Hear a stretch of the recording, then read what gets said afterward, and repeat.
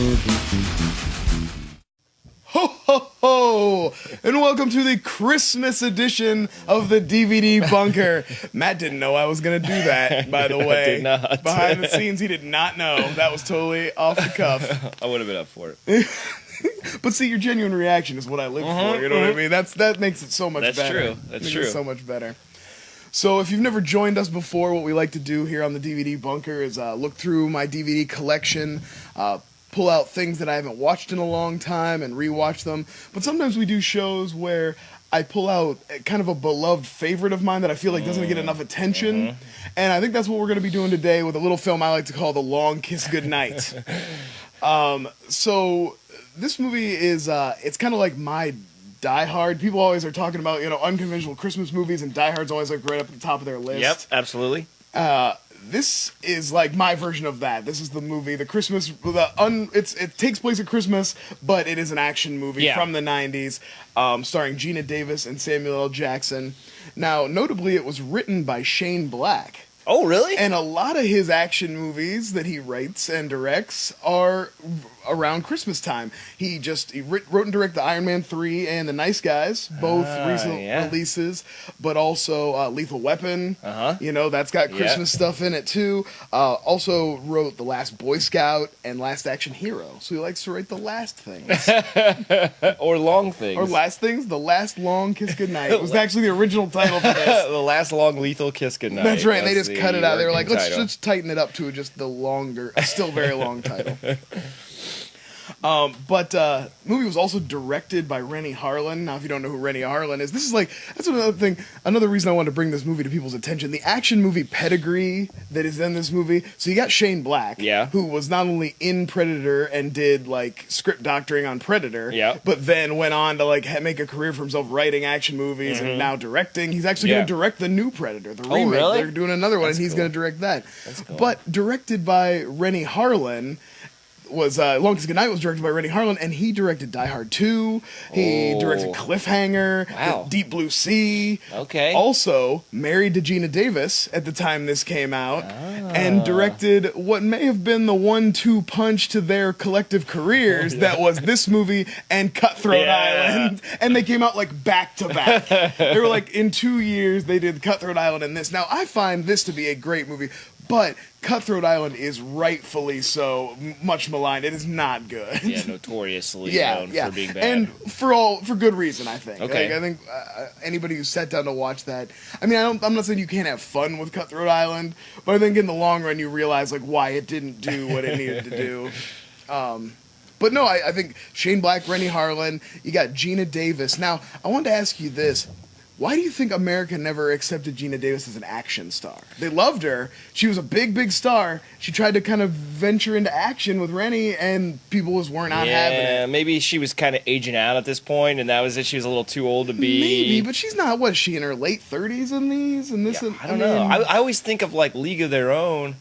And I guess that's probably not what year did League of Their Own come out? Early 90s, 91? 90s, and this is mid-90s? 96. Okay, yeah, so a few years. In my mind, she was older than that. I don't know why. She's not really. She's probably in her 20s. Well, she's very matronly in League of Their Own, because she's kind of playing she's Kit's mom, and she's like, I'm a big League of Their Own fan. If you just want to talk about League of Their Own for a while, just do that. I love that movie. Maybe that's it. She's just so lovable and so much stuff she does. It's hard to think of her as a badass. Yeah, I think that's it. But I'll say in this, I buy it in this. She's bad as hell. Absolutely.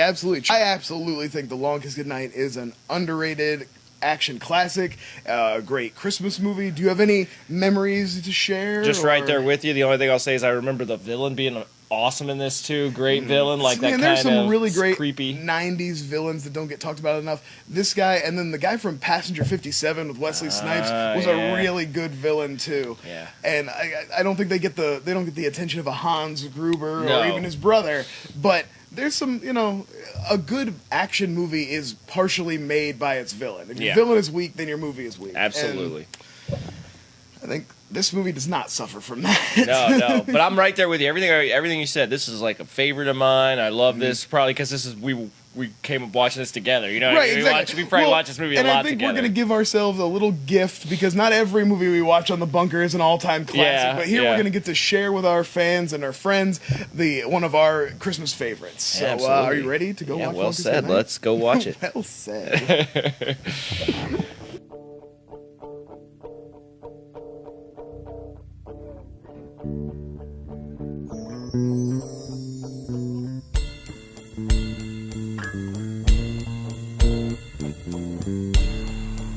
All right, so we're back. Yes. We watched The Long Kiss Goodnight, and we knew what we were getting into, so there's no sense in playing around. It was awesome, like it always is. Yeah, always every great. time. Just to give everybody, we talked about. So the idea is her name is Samantha in this. She has amnesia. Yeah. She said she's 7 years old because that's how long she woke up from. All she knows is what people told her, basically. Yeah.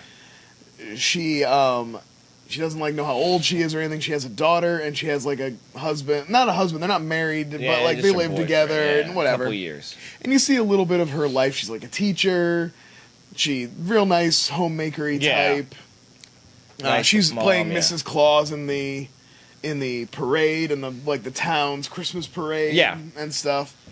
So they get the Christmas stuff in there right away. They don't mess around. You got to get some Christmas in party, there. Christmas cookies. Christmas party. And the Christmas party, I wanted to say, I love that guy's toast. That's one of my favorite toasts the guy makes. I don't drink, I don't swear, and I don't smoke. Oh shit, I do smoke and drink. It's so good. I love just an all-time favorite. And just a touch of drunkenness on it too, which is hard to do. A subtle drunkenness. Subtle drunk. He does well. He's holiday drunk. Yeah. So you have a perfect convergence happen where three different things all Sam Jackson, who she is hired, she's out of money, so he's this cheap private eye, and the first time we see him he's ripping people off and pulling scams and flams and shit. Bottom of the barrel guy. He happens upon some information accidentally and gets some information on her, and at the same time a guy in prison sees her on TV as Mrs. Claus, and goes so crazy that he breaks out of prison. Yeah, because she's the one that got away. Essentially, you find out later he's a serial killer. Exactly, he thought she was dead, and he's a crazy guy. He's the guy who tried to kill her, and botched it apparently.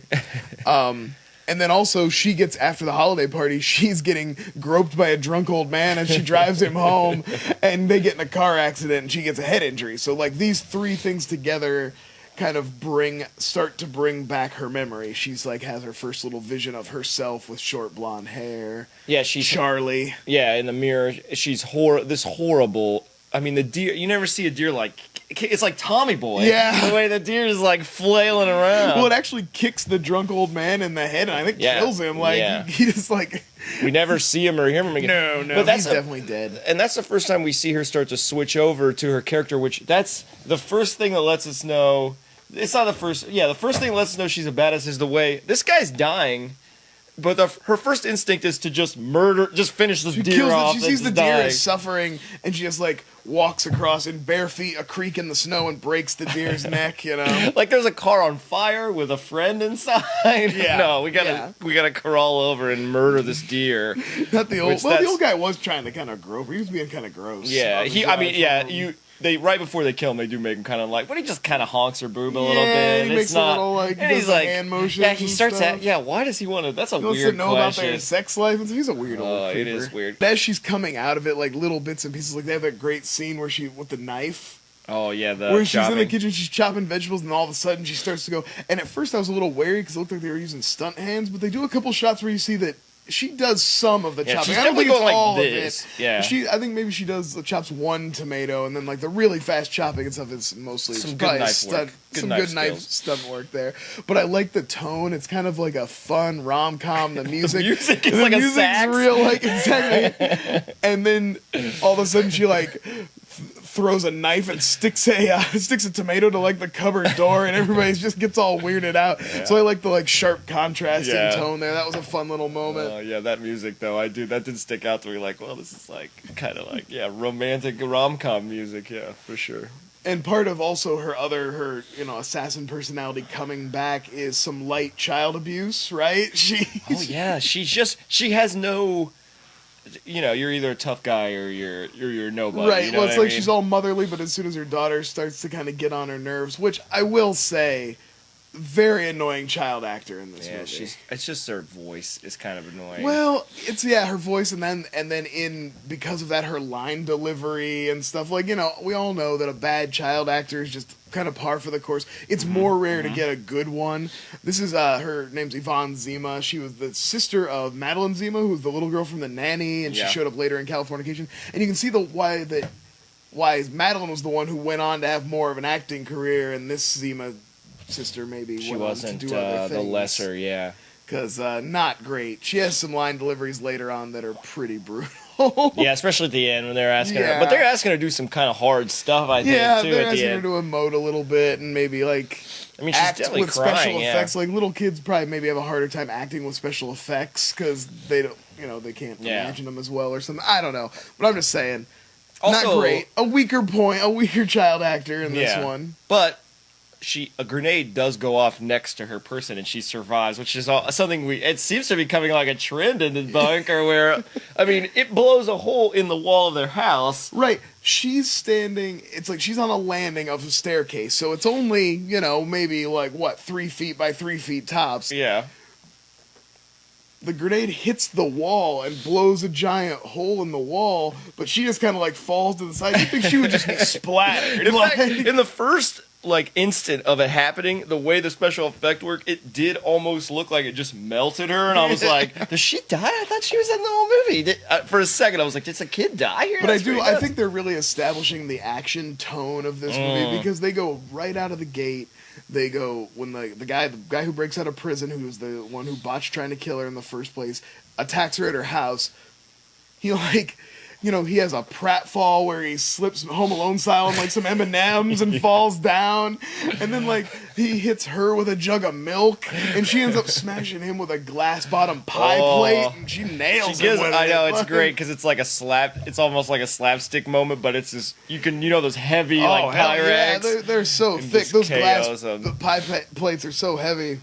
She drills him. That's a good one. And this guy is a complete asshole. His whole plan to murder this lady is he essentially just knocks on the door. Well, no, remember he's standing there with carolers. There's carolers. Oh, he comes through. He's holding carolers hostage. He's hiding behind him with a shotgun. And that's another Christmassy thing. And there's carolers that pop up later that are on the street when they're walking around. They really keep that trend. They want to remind you. Yeah, but he pops up out of the carolers, but he's got a shotgun right in her face, and then hits her with it. Yeah, he gives her a one-liner, and he hits her. It's just shoot her. You just want her, you're mad that she's not dead. Just make her dead. But later we find out he's a serial killer, so he's got bigger plans. Yeah, maybe he probably wants to hurt her. Yeah, because do something really nasty that was to his her. undoing in the first place, so as he didn't just kill her. She did stab him in the eye with a needle too. I bet that pissed him off. Broke it off. Yeah, I bet that would make you pretty That'll mad. get you. He brings it up later. You can tell he's still sore about Still it. a He does subject bring it of up. some controversy. He does for him. bring it up. But yeah, don't go straight at him. They don't know you're coming. I like his creativity with the carolers. Yeah. Maybe just blast her when she's out in the yard or something. I appreciate the theatricality, but yeah, and every bad guy wants to get a one-liner in or tell a story. This movie definitely has a lot of bad guys talking about what they're gonna do for sure. Everybody gives their bad guy speech in this one. Yeah, definitely. And we get introduced to Brian Cox, Brian Cox is a great addition to any movie.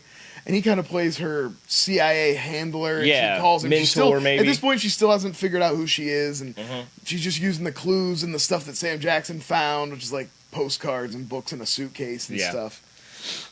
They get in contact with Brian Cox and set up to meet him. When they go to have the meeting with him, of course, they get ambushed by the bad guys again. Another bad guy plan, so many innocent people die. Yeah, when she's running and they're absolutely. shooting, it's like everyone around her dies but her. That's like a 90s thing or a 2000s thing, and I think we noticed it in Way of the Gun is like civilian casualties. Yeah. I think they've lost that. I think it has to do with PG-13 violence. It's like, it's okay in PG-13 movies if you shoot people that are bad guys. We can show people getting shot as long as they're established villains, but you can't just have like people getting killed by random gunfire. Yeah. That's too graphic for a PG-13 movie. Yeah. Because I noticed like PG-13 movies still have guns in them. What is the difference that we don't show like civilian bystanders getting blown away anymore? Yeah, there are like these weird lines. You're right. I think that is it, like civilians and things like that getting killed. Yeah, because they definitely do in this movie. And the police, nowhere to be found. No police ever show up. A lot of shootouts and no police. No police ever, actually. You're right. There's never a cop ever anywhere. No, I mean, there's a time when she just flat out shoots like 3 guys in an alley in like Atlantic City. They're in a big, well-populated area. No, nothing. Nobody. Yeah, not even when she cops. murders that guy. Well, she doesn't murder him in self-defense, but he's pretty much out cold when she kills him. Yeah. No, there's no mention to like cops coming to their house. You know, they think He just gets in the car with Samuel Jackson and takes off. Yeah, her boyfriend. That's where he's at the rest of the movie. We don't see him. He's dealing with the legal side of this whole her crime spree. But that ambush at the meeting with Brian Cox is a great moment. That's like a trailer moment, I think, where they dive out the window after a grenade makes a ridiculously unrealistic explosion. It's like a small grenade that, first of all, takes forever to go off. It literally is like 10 to 15 seconds. I've never seen a grenade that had this long of a delay. But then it doesn't just blow up like an explosion, like a grenade. It makes like a column of fire that chases them out of the building. It's like the Death Star explosion is what it's like when they're in Jedi. The way they're running and it's just blown up behind them. Yep. And then they jump out the window and there's like a lake with thin ice and she shoots into it and they fall through the ice. And I feel like that was definitely a trailer moment and a trope that we've probably seen since then a couple times too. But good to note, when they first do a setup shot of the room, they do show the thin ice sign. They show the sign. Just to make sure that make sure you know. All you scientists out there that would say, hey, that ice wouldn't shatter. Oh, well, it's like couple that. bullets, they just break their legs. Up, thin ice, there's a sign. And it was an Uzi, not just a regular gun. That's right. But they do end up getting away, and Brian Cox kind of tells them her backstory about her being a CIA agent and everything, but they still don't really believe him. Yeah, Samuel Jackson even laughs. Yeah, and they go off to find this guy that she thinks she was engaged to, and they go to his farm, but of course engaged means that he was a target and she was going to kill him, and now he's in league with the bad guys because the people who were trying to kill her and her former bosses are now all in league together. Yeah, to do their big, and now she's this loose cannon that everybody thought was dead who's just showing up, shooting up everybody, doesn't know who's on whose side. She's making a real mess of things. And is that how everybody knows her? Because she just must have just failed? Is that what happened? Is that what we're meant to believe, that she failed her mission? When she gets killed, she's going after David Morse, who's partners with the bad guy, the Craig Bierko villain, the big villain. He catches her, you think, right? Right. And he has her killed. But in the meanwhile, while she has amnesia and she's like off the grid, those bad guys team up with her former bosses. Yeah, I get that. And now like they're working for. So it's bad news for her to show back up because she's killing the wrong side because we're all friends now and stuff. Yeah. So they do some torture on her, and that's what fully brings Charlie back. Like, they torture her enough that she kind of has a break, and she fully remembers who she is. Yeah, that's a good. And what is the torture here? Is it the cold of the water? Do you think? And or the near drowning because they dunk her under the water and keep her under there for a really long time, and it's freezing cold. Yeah, it doesn't seem like that painful. It's like either you run out of breath and drown, or you don't. I wouldn't be like, oh, I'm holding my breath. This hurts so bad. But he fucks up because he should have just killed her one of many times. Can we talk about one of my biggest pet peeves in movies? I have to say, seeing underwater. I thought of that too when we watched it. I hate it in movies when people can see something because like they dunk her and Brian Cox has unceremoniously been killed off screen. But she knows he's got a gun in his pants, and she sees his body underwater, and the last time they dunk her, she managed to get her hand free and pull the gun up out of her pants. It's an awesome moment. Yeah. You bring her up out of the water in slow motion, she raises the gun, shoots him. I don't want to take anything away from that moment. It's amazing. But I just have this thing about people being able to see underwater. You can't. like, if you open your eyes underwater, especially it's really bad in movies. It wasn't as egregious in this one. It was kind of, you know, she was fairly close to him and whatever. But it's really bad in movies, especially when it's the ocean. Yeah. Like, did that person just open their eyes in salt water and pretend they could see something? Like, that is ridiculous. It's just it's a big pet peeve. So, let me tell you that if you're watching this show and we ever come across a movie that has that in it, I'm always going to complain about it because it always takes me out of the movie. Yeah, and I for a did think minute. when it happened, like, man, would she really have her eyes open during this moment? Because she seems pretty scared. It's really cold. I just feel like you would just be like, Yeah, that and like the whole when people hold their breath way too long underwater, that's a bad one too. But that one you can kind of forgive for movie magic. There's just no way I can let this underwater seeing thing go. You can't see shit underwater without. True. I want to see everybody in a movie whip out a pair of goggles all of a sudden. Like, glad I always carry these. Well, we do have a moment similar to that in this movie where somebody just inexplicably has gear on them. In the middle, there's an ice skating moment later, which I don't know how much ice skating you've done in your life. As a young man, I played hockey. I can tell you this. You are not lacing up skates. Oh man, I wrote that down. I wrote that same thing down. Properly laced. Like it's this moment where she's supposed to be intercepting this car and it's across a lake and she's running and she grabs a pair of ice skates. And this is another great scene. It's like, so I hate to take away from it because it's a really cool moment where she's ice skating and shooting and like takes out this car, and it's just like one of those really great over the top moments. But the fact that it would have taken her a good 5 minutes to properly lace up those skates because they are tight and double knotted and like they are done well. And you got to get the key out and tug on those laces if you want it done the way. And you see it. I mean, they're wrapped around. They're tight. They're tight for sure. And not to mention like. Samuel L. Jackson is in this weird car chase at this moment, and it's like she grabs the skates, he turns a corner, and then the next shot is like she's going. And we get classic Samuel L. reaction here. This movie is all about Samuel L. Jackson reacting to crazy things that are happening and crazy things that Geena Davis is saying and doing. When he sees her skating across with the gun, he's just like, it's so good. She gets her daughter. And they get captured for a second, but it's really only long enough so that the villain can tell her their plan, basically. And then they leave her to die in a complicated manner. It's like classic action movie tropes all around. I feel like they had a conversation about it being a trope because she asks him and he goes, "No, I'm not going to tell you that plan." She's like, "Come on, I'm going to die." He's like, "All right, I'll tell you." So they were like, "Come on, guys." No, but then they just tell Samuel L. Jackson the plan outright anyway, they too. tell him too. But I think it was just because they liked the idea of bringing back the baby doll.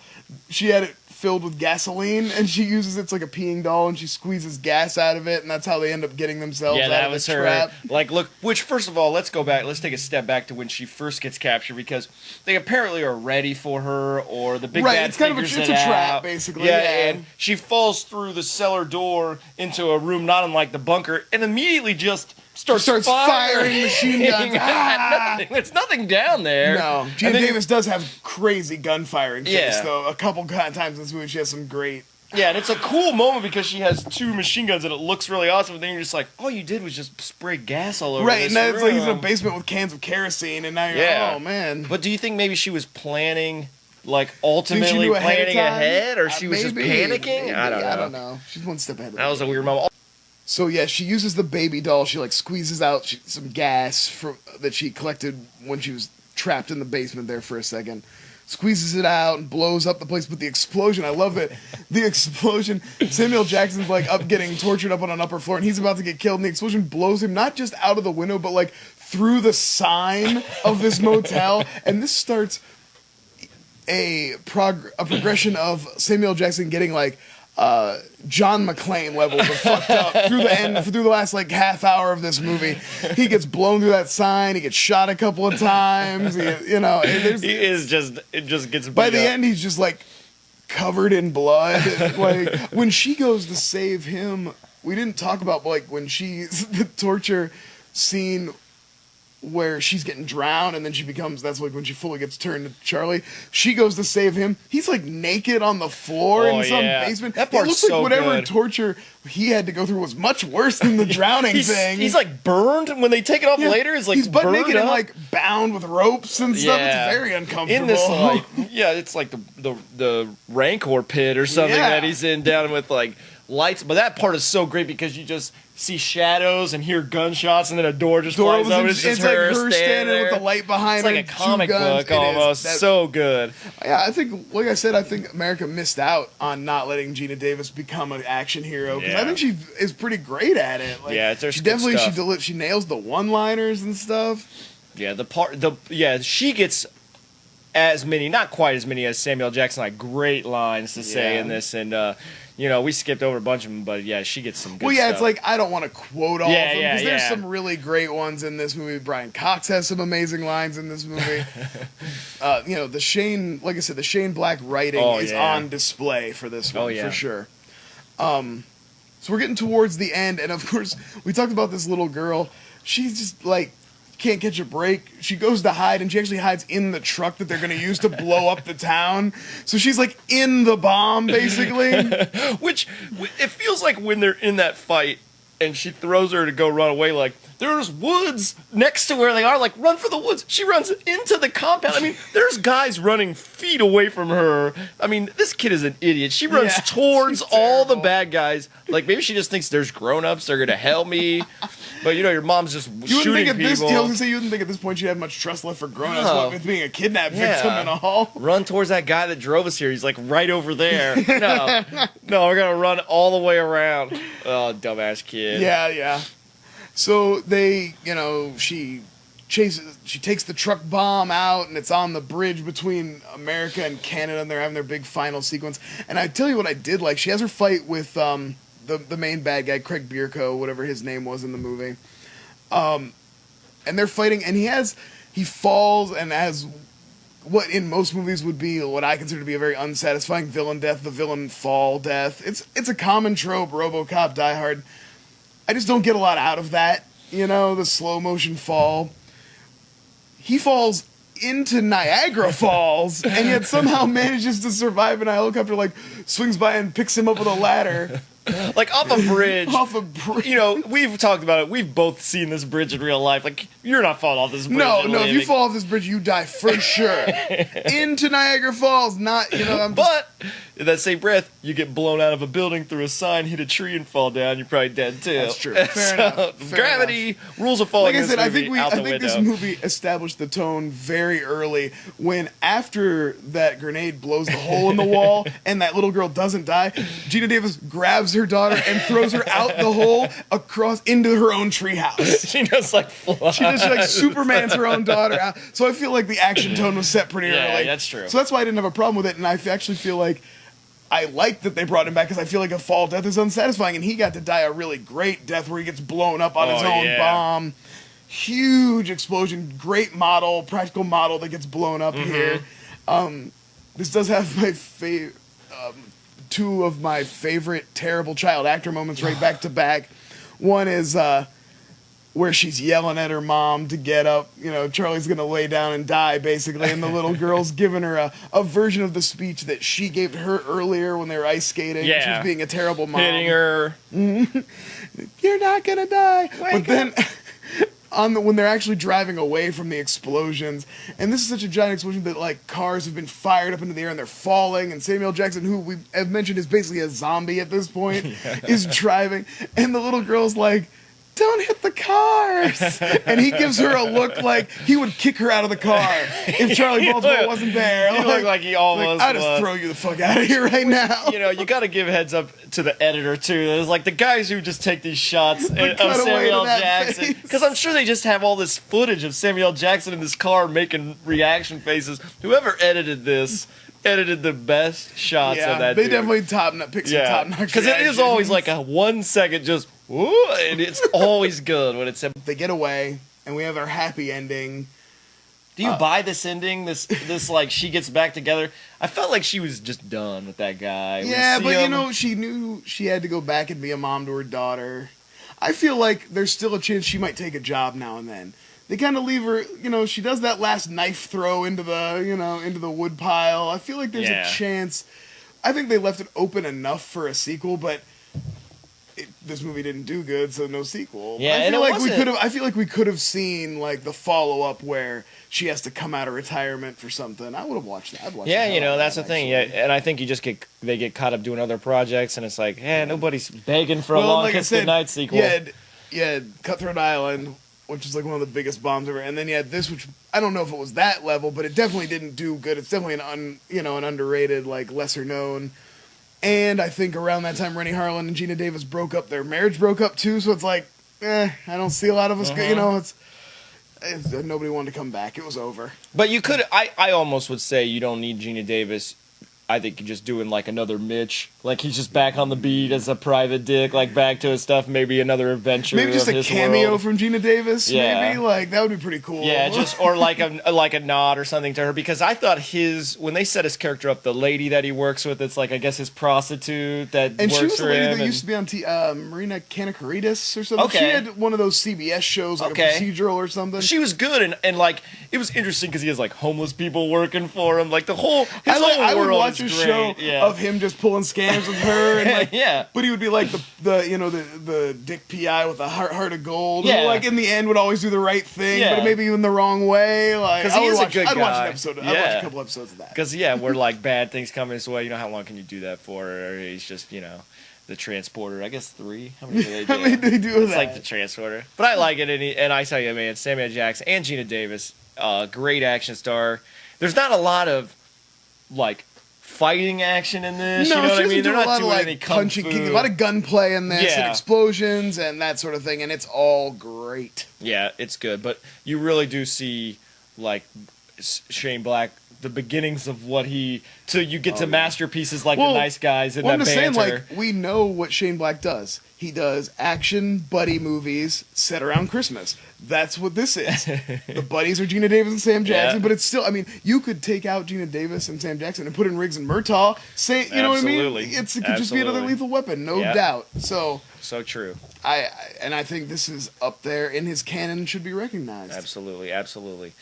So let's do a little character corner. All right, I'll go first. Always happy to see, and I love that he's a bad guy, David Morse, because he's like I wrote that. down David Morse too. I love that dude. And he is like one of those guys. It's jarring when he's a bad guy because you're like, Yeah. whatever, that guy's he's the He nicest seems so guy nice, ever. Yeah. So yeah. Green Mile, he played George Washington Rock. once. Yeah, The Rock. He was Was he bad in that too? I think so. Yeah, one of the He's one bad Ed guys. Harris's dudes. Yeah. And also Disturbia, Oh yeah, that was like I think that was where they kind of felt the same way as I did. Like, I think we could do a whole movie where right, he's because that he bad seems guy. like the wholesome neighborhood dad. So Yeah. it'd be great to like have us look, because that was a Yeah. Rear Window Shout out, knockoff and or you get the whatever. Buff and Blake in that one too. So a lot Absolutely, of absolutely. sex appeal in that movie.